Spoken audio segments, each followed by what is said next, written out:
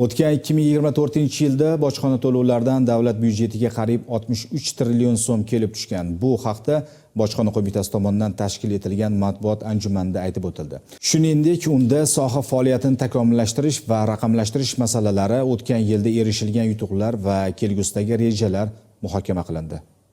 Bugungi kunda respublikamiz bo'ylab 70 ga yaqin vakolatli iqtisodiy operator maqomiga ega tadbirkorlik subyektlari faoliyat yuritadi. 2024-yilning o'zida ular uchun 410 milliard so'mdan ortiq bojxona to'lovlarini kechiktirib yoki bo'lib to'lash imkoniyati taqdim etilgan va bo'lib to'lash muddati 20 ish kunidan 30 ish kunigacha uzaytirilgan. Shuningdek, to'lovlarda xavf darajasi o'rta darajada bo'lgan vakolatli operatorlarning, ya'ni tadbirkorlik subyektlarining tovarlari 1 soat mobaynida rasmiylashtirilishi belgilangan. Tizim soddalashtirilishi orqali 6000 ga yaqin eksportyor hamda 20000 ga yaqin importyorlarning sarf xarajatlari va vaqti tejalgan. Shuningdek, xalqaro logistika reytingida bojxona ko'rsatkichi bo'yicha yurtimiz 140-o'rindan 74-o'ringa ko'tarilgan. Bu bojxona tizimini raqamlashtirishning natijasi ekanligi matbuot anjumanida alohida ta'kidlandi.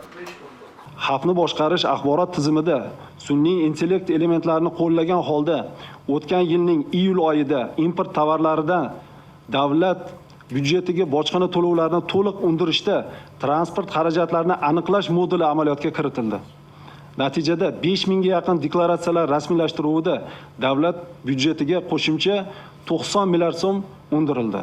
Anjumanda aytilishicha, Bojxona qo'mitasi tomonidan eksport va import ma'lumotlarini olish elektron xizmati ham amaliyotga tatbiq etilib, bugungi kunda tadbirkorlar tomonidan faol foydalanilmoqda. Shuningdek, mazkur elektron xizmat orqali tashqi iqtisodiy faoliyat ishtirokchilari bevosita o'zlariga tegishli bojxona yuk deklaratsiyalari, ularga ilova qilingan hujjatlar va shu kabi ma'lumotlarni elektron ravishda yuklab olishlari mumkin. Matbuot anjumani yakunida jurnalistlar raqamlashtirilgan tizim va sohadagi yangiliklar haqida o'zlarining qiziqtirgan savollariga javoblar oldilar. Mirzo Olim Rustambekov, Mirsaid Umarov, Hudud informatsion dasturi uchun.